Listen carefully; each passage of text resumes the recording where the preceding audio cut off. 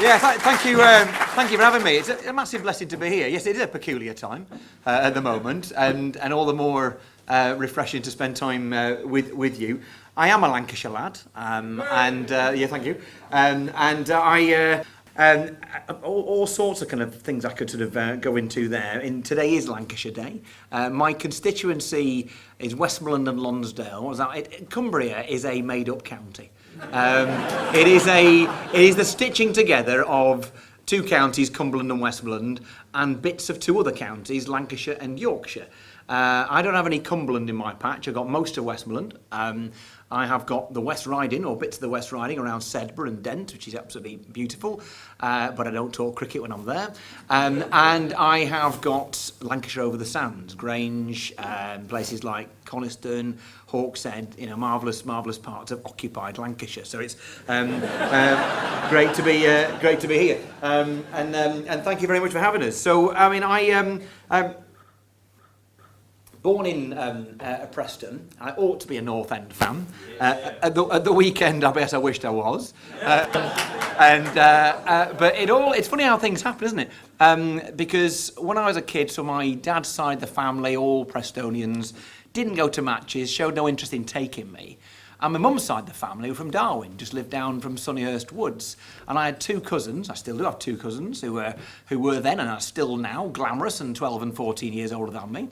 Back then they had sort of Bay City Rollers haircuts. Now it's more like Bobby Charlton. However, they came back on Boxing Day and other family events looking proper excited. They'd been to Ewood Park, they had rattles. I thought, that's the life for me. I want to be like my cousins. And so I undertook a life of complete and total misery. So I guess, you could say that my earlier years is a kind of story of picking sides. So I picked the Rovers. When I'm 16, for a variety of reasons, I end up picking the Liberals, more about that later on. And when I was 18, I became a Christian. I did not come from a church background at all. My dad's side of the family, Roman Catholic, but I didn't live with my dad, which as I see a lot of him, and in the midst of organising his 70th birthday party now, don't tell him. But I wasn't churched. I didn't go to church at all as a child, except to a couple of weddings. My mum was your typical sort of, she used to refer to herself as the nouveau poor. Middle class sensibilities, but naff all cash. And so she read The Guardian, and actually she went back to college and became a polytechnic lecturer. But for years we didn't have a right lot of money. But she herself had an Anglican background. My grandparents went back to church towards the end of their lives, but in my childhood they didn't go. So kind of a family where there's a kind of a latent sort of belief in God. This was the 1970s. Early 80s, but there was no active Christianity whatsoever. So against that backdrop, in 1988, I was 18, I came back from Runshaw College one day, getting close to my A-levels. My mum broke some pretty big news, which is that she and some of her colleagues from the Business Studies Department at what was then Preston Polytechnic, is now the University of Central Lancashire, were going to be seconded, interesting, to Singapore, even more interesting. And so I finished my A-levels and then I went off for a summer out there, which was very exciting for me. I'd only ever been abroad once in my life at that point. So Singapore sounded glamorous. It was in many ways, but it was just me, my little sister, my mum, and a friend of the family, a guy called Ian, very good friend. But the college assumed my mum and Ian were a couple. They were not a couple. And so the 3-bedroom house we'd been given wasn't quite what was required. And it was a house that belonged to the college, a place called Bucket Teamer in the south end of the island, sort of it felt like Terry and June sort of detached, semi-detached estate, but in Singapore. So I got put in the room in that house, given I was going to be the first one out. I got the last choice, the room that wasn't really a bedroom. A bed was put together there. It was where the previous occupants of the house had left a lot of their junk, their books in particular. And they were lecturers at the college as well. They'd moved on to something else. And they were Christians. Now, if you know anything about Singapore, it's very hot and it's sometimes quite wet. I went out there, as I say, an 18-year-old with probably about 100 quid to last me 5 weeks. You can drink through that quite quickly. And I didn't want to spend that much time with my 16-year-old sister. And so you end up doing other things to kind of pass the time. So I read the books I brought with me, both of them, in matters of, well, certainly no more than a few days. And these shelves around me were full of books, full of weird books. Some books which are familiar, actually, and I was quite happy with. They were there was all the Winnie the Pooh stuff. I was 18, I reread all the Winnie the Pooh. That got me to the end of about day 4.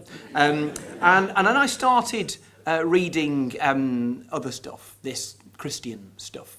I read a number of books. I guess we might call them apologetics these days, but it was a bit softer than that. And I guess what struck me as I sat in my chair in my room in Singapore, trying to avoid my family and the rain, was Blummenech it's true.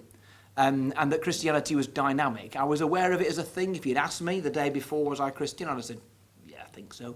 But I had a sense of, Jesus Christ was a real person, but he was largely mythical, and that it's all very well to kind of look at some of his teachings, but don't take it too seriously. Anybody who claims to be the Son of God is barking mad, and I'm sure he didn't really claim that anyway. That's what people have added on over the years, and even that is implying that I gave it more thought than I really did. But what struck me was that Christianity was dynamic. It came from somewhere, it was going somewhere, and it mattered to me, one way or another. It seriously mattered to me. I think the claims of Jesus being so anything but vague, but utterly clear. Sometimes we'll kid ourselves that Jesus says things that are hard to comprehend. Well, there are things that we need to take time to think about what he means. And the parables, of course, they are almost by definition, there's an opaqueness to them, but there's a meaning that we can all glean with the help of the Holy Spirit. But his claims are very clear, very direct, and you cannot claim them to be vague. No one says, I am the way, the truth, and the life. No one comes to the Father except through me, unless they blooming mean it. And it is an incredibly clear claim. And I was struck also by the nature of the writing and the nature of the writers. Now, I don't, for a start, think that I got all this in those few weeks I was in Singapore. A lot of this kind of dropped into place in the years that followed, and are still dropping into place today, 30-odd years on. But the nature of the writing and the nature of the writers, the nature of the writing, it's insistent, it's clear, it's meant to persuade you. It's not meant to give you some interesting food for thought. It is written so that you may believe. It is written as history. It is very clearly, in my mind, either the most stunning truth in history or it's a hoax. I cannot conceive of the possibility that it's myth. Because the other side of it is how early the writings took place and who the writers were. You look at the integrity that they put on the line as they seek to convince you of what they have seen and what they've witnessed to. They're talking about things to people who at least knew other eyewitnesses. They talked at a time where Churchill said history is written by the winners. Who were the winners then? Not blooming Christianity, that's for sure. It was the Roman Empire and to a lesser degree the kind of Jewish authorities. And absolutely the bottom of the pile was this weird new sect. Don't expect their truth to have emerged unless something incredibly amazing had happened. And you look at those writers, and I think the circumstantial evidence of 11 of the 12 disciples going to their deaths for what they believed, when if what they believed was a lie, they knew it was a lie. Those guys who were crucified upside down, run through by the sword and beheaded for what they believed, if they died for a lie, they knew it was a lie. If you can believe that, you've got more faith than I have. The reality is, to me, the nature of the writings and the nature of the writers are so compelling. And those are the kind of things that struck me. But it's also the nature of the promises that are made, that promises are made about the Messiah, fulfilled in Jesus Christ, and they're made about the future. And if God has kept his promises so far, you can be pretty sure he's going to complete the rest of the bargain. So Christianity, it's true, it's dynamic, it's not finished. We're on a journey one way or another. So, and I'm making that sound far more thought through and far articulated much more clearly than I did in my 18-year-old head back then. But at the early hours on that's either the 1st or 2nd of August 1988, I put my trust in Jesus Christ and thought, well, see where that takes me. As it happened, for another 8 weeks, I didn't meet a single Christian. I came back from Singapore, got my A-levels about 3 or so weeks later.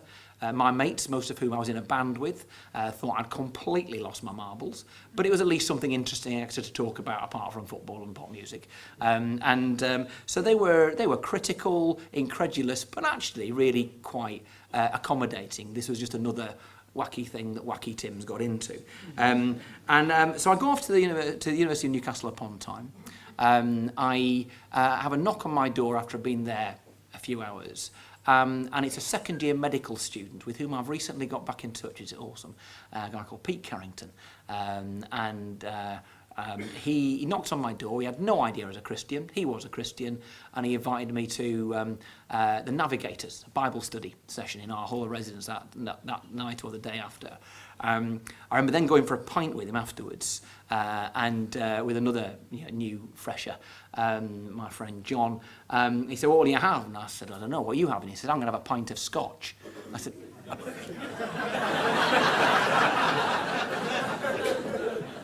a pint?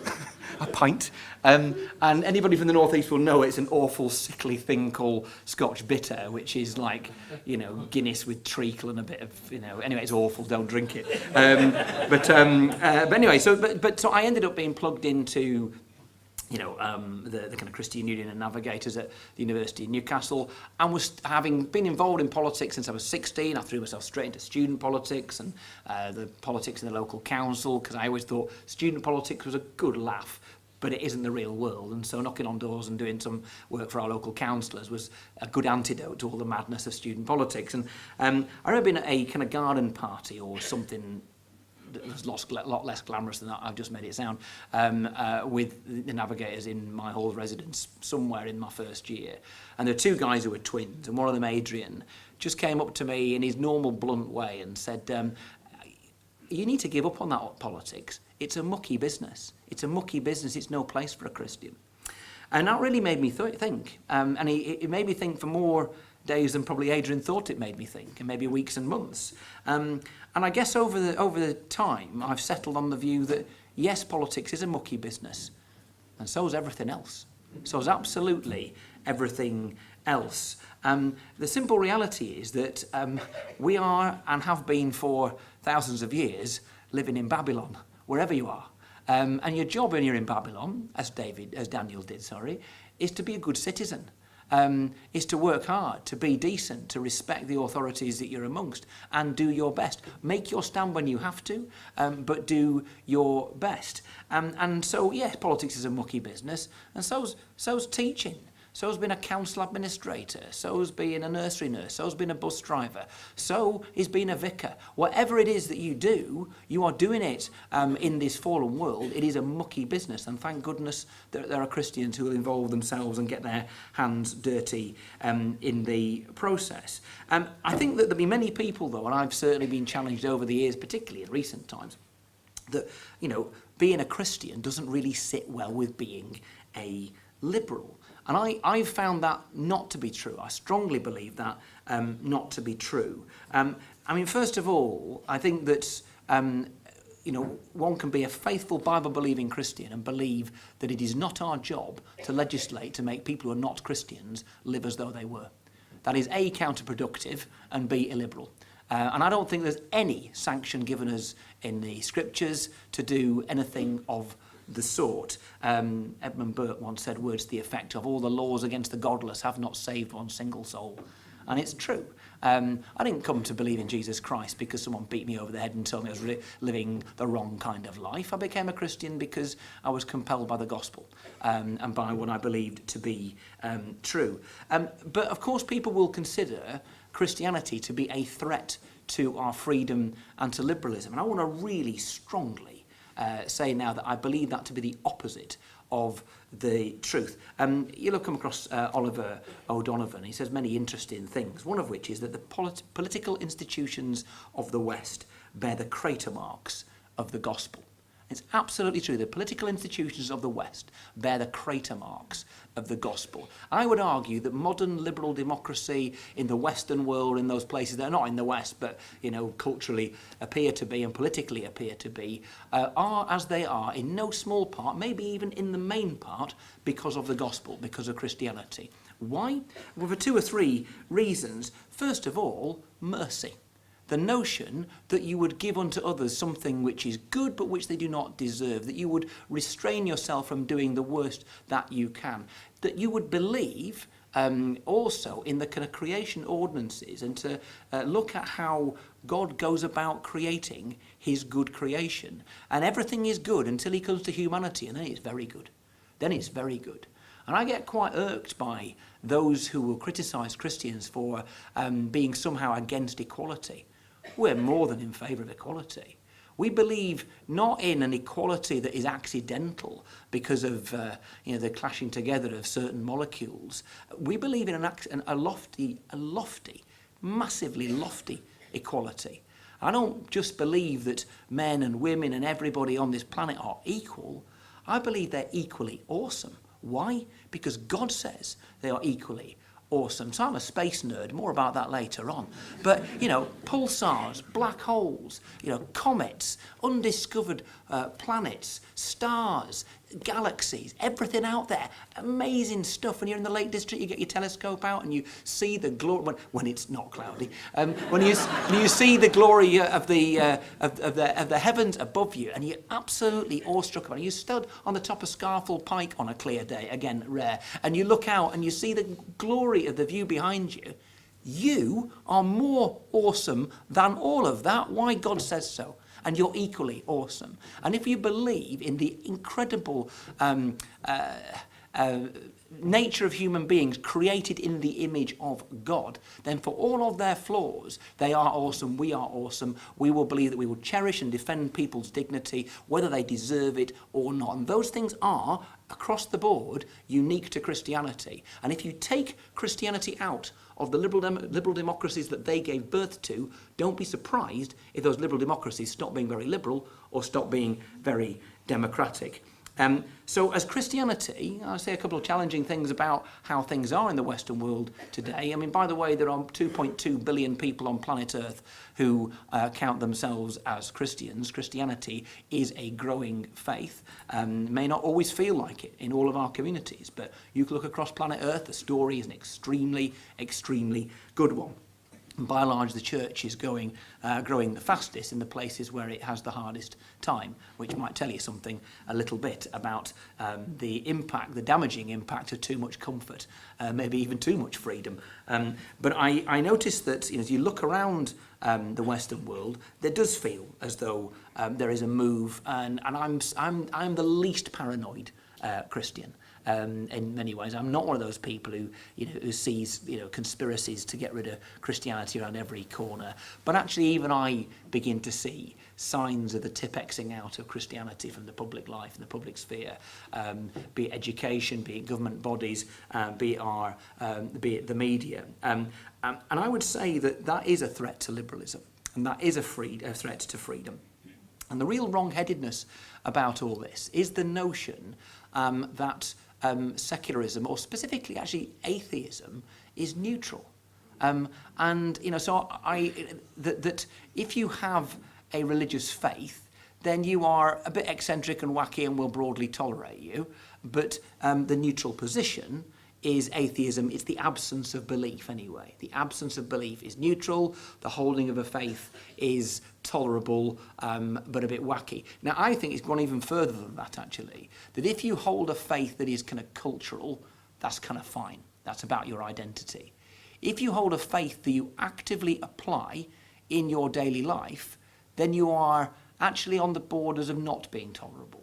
And I see that increasingly in this country and in Western society. I see it more in London. I see it more within the civil service and the arms of government than I do in Parliament, for what it's worth, and certainly within the media. And I'd argue that that is really dangerous. There is a notion that liberalism has grown to become something. And I mean that in the broadest sense. Hillary Clinton being a liberal, maybe even David Cameron being a liberal, and all the points in between. I don't just want to claim liberalism for the Liberal Democrats. I mean, in my argument, despite my best efforts, the Liberal Democrats did not win.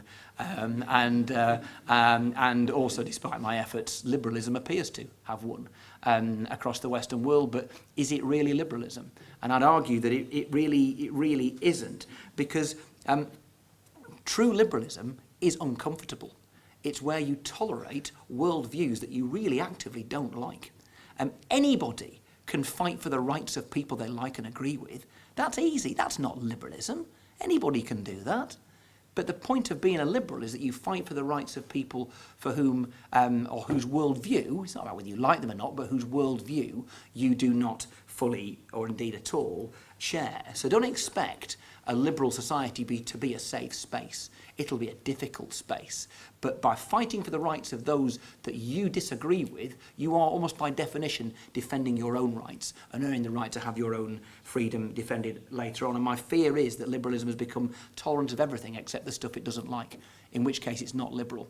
And there's a kind of the new Pharisees on social media who have a new form of self-righteousness, that if one doesn't sign up to it, then you are lambasted and excluded. And that is a very dangerous place to be. I mean, John Stuart Mill, who was not a Christian, sort of agnostic, and in many ways was the kind of founder of modern social liberalism, certainly in the UK and arguably in Western societies as a whole. He talked about many threats to freedom, but the biggest one he referred to was the tyranny of opinion. The tyranny of opinion, the notion that you, not by law, but by social pressure, are not allowed to think certain things. And his view was that, I mean, eccentricity means something else to us today, but eccentricity, meaning being off the norm, was something which was utterly valuable in free societies, because it's about testing the widely held opinions. The more opinions you allow to flourish, the more likely we are, in Mill's view, to reach the right conclusion. The fewer that we tolerate, the worse our society, and the fewer chances we have of reaching a kind of correct solution. And so that kind of assimilation is not liberalism, and it's not diversity. We see so many people preaching diversity and practicing the exact total opposite.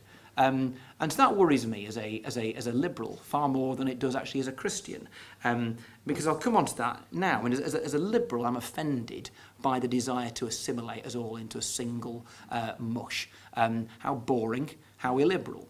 As a Christian, I'm less offended by that, because what should the Christian response be? I mean, first of all, let us not get ourselves down the road of talking about being persecuted. That is a colossal insult to our brothers and sisters around the planet Earth who really are being persecuted. When you've got half of that, there's a guy who's an intern in another MP's office just on my corridor who is a Christian, a guy called Timothy, who is a North Korean Christian, and he escaped from a concentration camp. Half of the Christians in North Korea are in concentration camps. What do they do there, by the way? And I know he can't speak for every last one of them, but what he tells me, what do? They pray for Kim Jong-un, that he would be converted.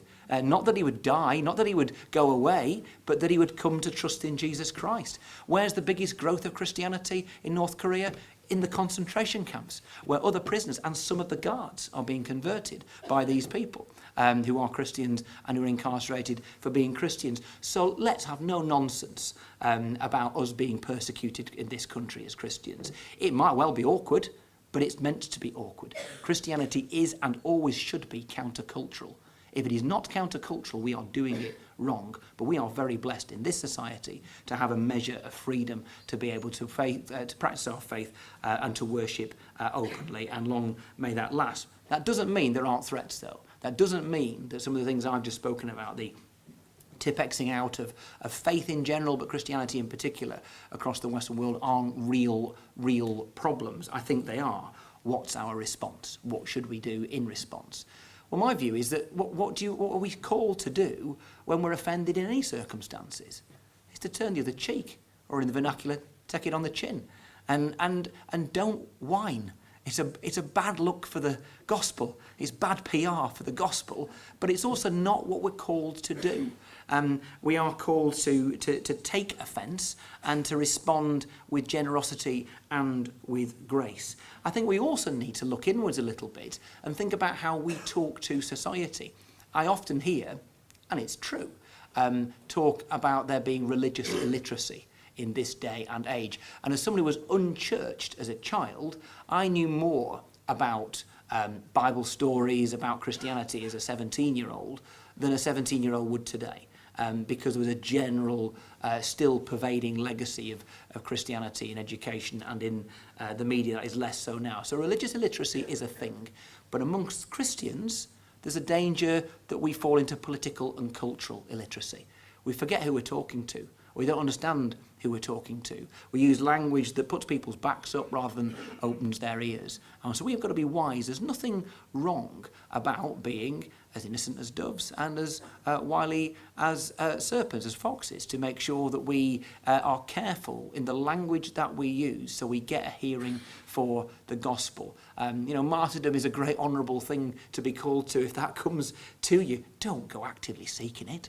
And I think that and there's a danger that many of us want to be seen to suffer and all the rest of it. No, be appropriate, be gentle in your language, take it on the chin, turn the other cheek, and learn the language. When we sent missionaries in centuries gone by to other parts of the world, what does the missionary do first? Learn the language of the culture they're in. How are you going to preach the gospel if you can't speak to them? Well, same applies here in Preston and Blackburn, in Burnley and Lancaster, in Kendal and Windermere. Learn the cultural language of today.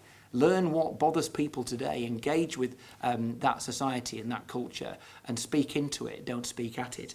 I think I also want to encourage you just not to crack. It feels incredible pressure over the last few years, decades, from the period of my lifetime, I guess, and just before then, a movement towards what we perhaps call radical individualism, where obedience to anything is deemed to be something which is nefarious.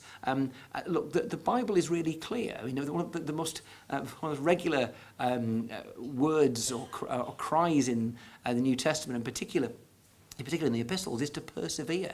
Persevere. Keep going. Don't give up. There'll be plenty of opportunities and pressures which will allow you to crack and take the broader path. Don't take it. Keep the narrow path. Keep going. Remember something. Lots of what C.S. Lewis writes is immensely helpful, but one in particular, which is an observation which is not just for Christians, it's for all of us really. He talks about the snobbery of chronology. Today is better than yesterday just because it's 24 hours later. Hey? No, one thing I can be absolutely confident of, just as we look back, 60 years to 1958 and our society, ridicules or even condemns certain aspects of society of 60 years ago, I can promise you that 60 years hence, they will look back at our generation and they will mock and they'll ridicule and they will deride things that we took to be normal and to be agreed and to be settled positions. I can't tell you what they will be, but which aspects of our society will be mocked and ridiculed and derided and vilified, but there will be. And that's a reminder for us to just be humble about our place in history. And remember, yes, there's clearly progress in our society in certain areas. But let's not con ourselves that we've made ourselves a perfect world and that everything today is better than it was X numbers of years ago. But more generally, let's just have confidence in what we believe. I'm an avid reader, and the thing you should never do is go to the end of the book first. It spoils everything. Can I tell you, in Christianity, that's the one exception. Go to the end of the book. It ends really flipping well. Really, really, really well. God wins. You are on the winning side if you trust in Jesus. You will not be disappointed. God is offering our society today a better, and everybody in it, a better life than the one they currently have. There's lots of wonderful, enjoyable things about this life through God's common grace to us all. But in this flawed world, there is football. There is prefab sprout. There is the Lake District. There is Vindaloo. There is real ale. There is Isla single malt. There's sex. There's all these fantastic things in a flawed world. heaven's going to be better than all of that. And that is the full life that you are being offered. It is the notion that we are going to heaven to sit and play harps and be singing dreary, dreary hymns all the time. We'll be singing the best rocking anthems that make the hairs in the back of your neck stand on end. It's going to be the best thing. All of those awesome things I talked about before, your senses will be full. What we're offering people is a life now, though, of meaning, of purpose, that has progress. And we have the big lie. It's not that God doesn't exist. I think we can deal with that pretty easily. It's that God isn't good. It's that God doesn't love you. Of course he loves you. And, I know that you're looking at the cross over your time together here. If you want no other proof than God loves you, that he would suffer and die for people who treat him like dirt, he loves you. He really loves you. And he loves everybody out there who currently rejects him, just as those people who nailed him on the cross rejected him, and just as some of them actually came to faith. That big lie. I went to church on Sunday morning, and not for the first time, was late. Good to blame the kids, normally true, and on this occasion it was. But we were only 5 minutes late, but it was full. It was really busy on Sunday, and we had the Kendal Mountain Festival the weekend before, so there was a reason for it to be busy. This weekend, it was just busy, and so there were not 5 seats sat together, which was a slight pain. So I sat with my eldest lad, and Rosie sat behind us with my son and the younger of our 2 daughters. And word got to Rosie, 2 rows in the back, that I was reading. I was doing the Bible reading that day. And so she had to pass it on 4 or 5 rows to me. Tim's reading. What am I reading? What's he reading? Ruth 1. All of it. Great. Just in time. Tim, would you come to the front? Yes, I would. And I got to the front, and it's a chapter I know well. It's a book I know relatively well. It's a superb and short book, but it's still good to prepare. And the reason why it's good to prepare is not because you stumble over the words. There's not too many long words. There's Elimelech, that's easy enough, isn't it? It's important to prepare because I'm just thinking about it now, when Ruth makes her commitment to Naomi, it is heartbreakingly gorgeous. It's amazing.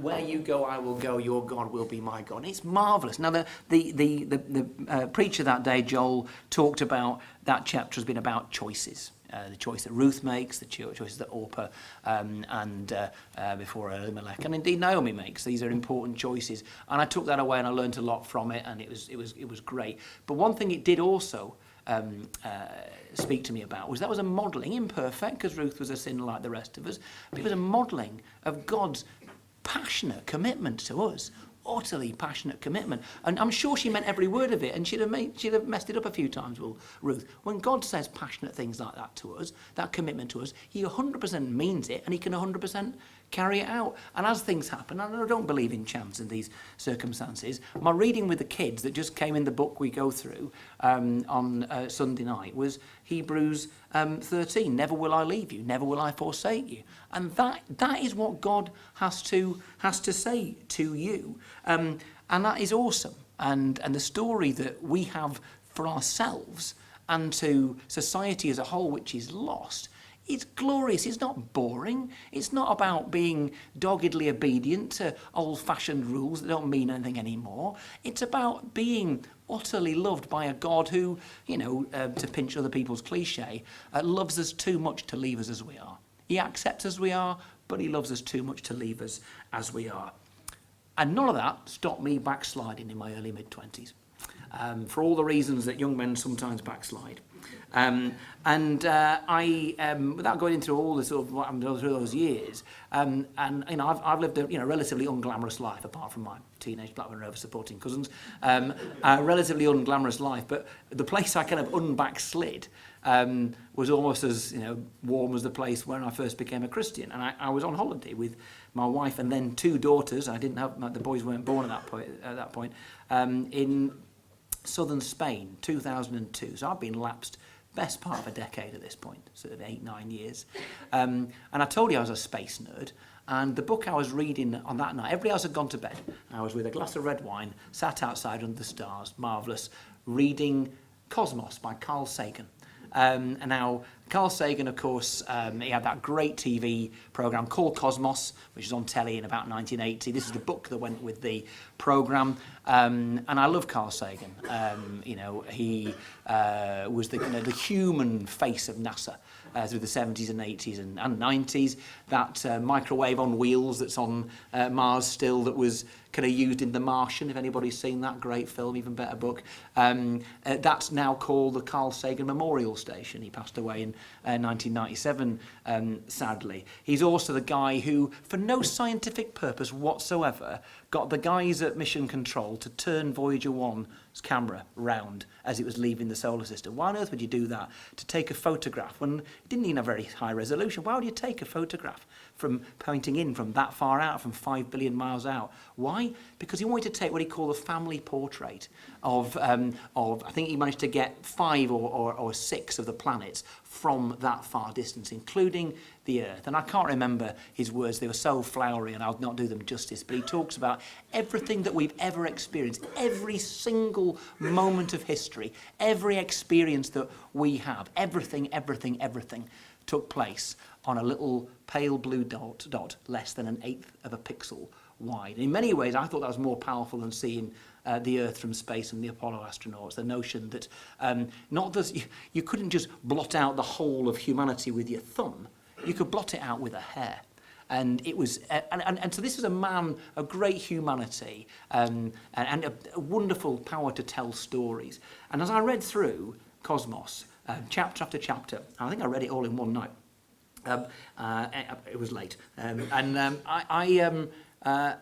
the end of each chapter, there was a refrain, or at least it felt like it to me, was that religion in general, and Christianity in particular, is nefarious and holds humanity back.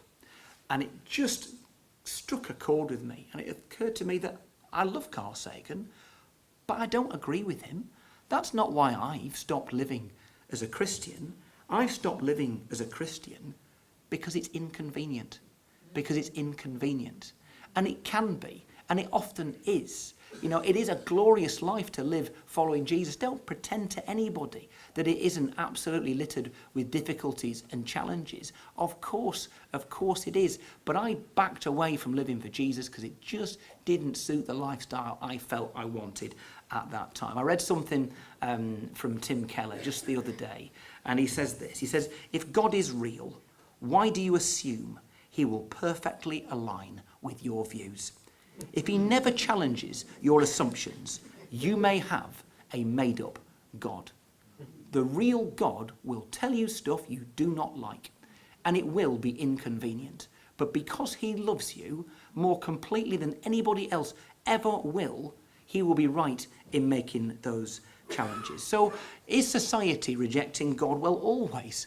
In every society. There will be the rejection of God. That is the nature of this fallen world. But I think it's also a world that is desperate for him too. I get the sense of Western societies, our society, being somewhat exhausted at setting their own terms, being responsible for good and what counts as good all the time, desperate for some kind of certainty, for values that are common and universal, not just made up on the spot and apparent and ruling for just a few years at a time. We spend our time, and our society spends so much time chasing bliss, success, whatever that might be. It could be, in business. It could be to lead your political party. It could be to marry the right person. It could be all these things. And what we get in return is emptiness. And what God offers us is wholeness and truth and something which is utterly worth sharing with the rest of the world. And for me, as I move into kind of my new world, I've stepped down as leader a year and a half ago now. I love being a member of Parliament. It's a great way to serve people. The most important thing a Christian can do in politics is to serve the people who put them where they are. And that is what I seek to do. But I also set up a new outfit called Faith in public. And the whole point of that is to give me the opportunity to do outreach, to share the gospel with people who are prepared to listen to a Z-list celebrity, because that's why I did get invited on Celebrity Mastermind.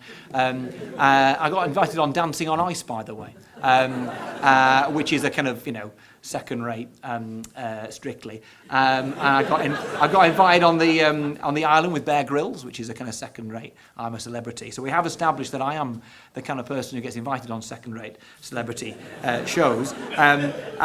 Which reminds me, I was in Burnieside, village just north of Kendal, in my neck of the woods, not very long ago, and a lady came up to me and asked me, would I like to open their new play area in the village? I said, oh, yeah, that'd be great. I'll be honoured to. And she said, oh, great. We're so grateful. We were all so disappointed when Mark Owen from Take That said no. So know your place. Know your place. And my place is, I think, at the end of my words, and thank you very much.